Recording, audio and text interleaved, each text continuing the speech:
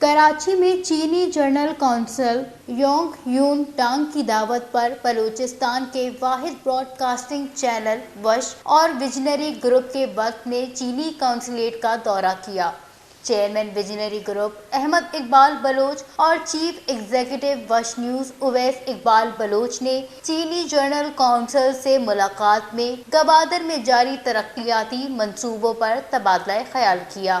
اس ملاقات کا مقصد سی پیک کی development, belt and road initiative, CPEC کی مراعات کی عوام دا رسائی زیر بحث رہے۔ اس موقع پر چینی جرنل کونسل کا کہنا تھا کہ وش نیوز ایک واحد سیٹلائٹ چینل ہے جو بلوچستان اور اس کی عوام کی آواز ہے، جس کی کارکردگی قابل ستائش ہے۔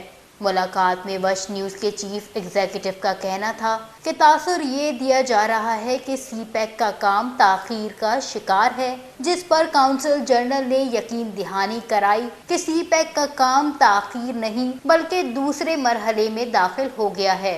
اولین مرحلے میں انرجی، انفراسٹرکچر اور پورٹ مرکز تھے، جبکہ دوسرے مرحلے میں آئی ٹی، زراعت اور پاور پروجیکٹس اولین ترجیح ہیں۔ ان کا مزید کہنا تھا کہ I'm the Consul General of China in Karachi. The province of Balochistan is one of the major provinces in Pakistan, and we have a long history of cooperation and cultural exchanges with the Balochistan peoples. Since last 10 years, and with the construction of the CPEC, and Chinese people and Pakistan people, and especially Balochistan people, are getting closer and closer.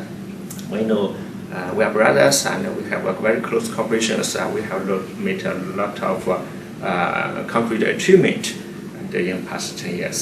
So I hope that in the future, and with the development of CPEC and with the high quality development of better cooperation, so we will have more channels and to communicate and strengthen our bilateral and friendships. Council general نے اس بات کی بھی یقین دہانی کرائی کہ سال 2024 میں گوادر ایئرپورٹ بھی بحال ہو جائے گا، جس سے گوادر کی عوام مستفید ہو سکے گی۔ وش نیوز، کراچی۔